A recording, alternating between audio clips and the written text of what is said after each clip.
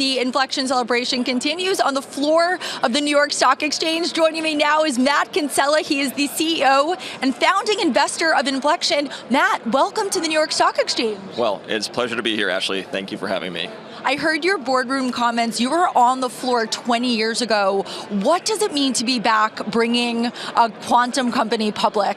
I was on the floor 20 years ago as an investor at my first job out of college, and it's just absolutely amazing to be on the other end of this incredible system of capitalism at a company raising capital, taking a company public to pursue the incredible mission of taking quantum out of the lab into commercialization.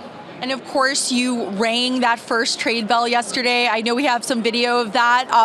You cracked the gavel. You were very excited. What was that like, that moment that your company went public?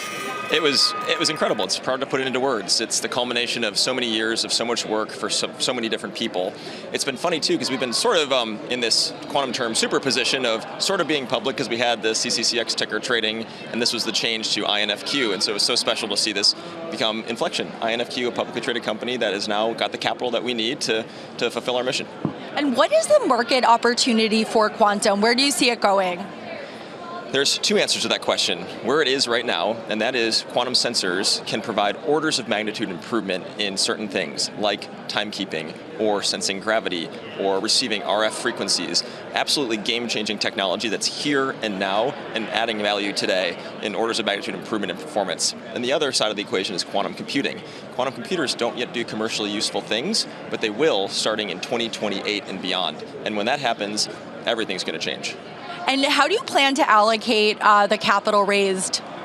We're going to use it to pursue the mission. We are going to continue the R&D on our quantum computer to make it useful as soon as possible, and we're going to make our quantum sensors smaller and cheaper to sell more of them, and we're going to invest in the sales force. Where do you see quantum in 20 years? In 20 years, quantum is going to be so proliferated in the global economy, we won't even know it's quantum. It's just going to expand what we can do as humanity, and we won't care. It's just sort of like GPUs layered in on top of CPUs in the data center, and now we can do all the amazing things with AI.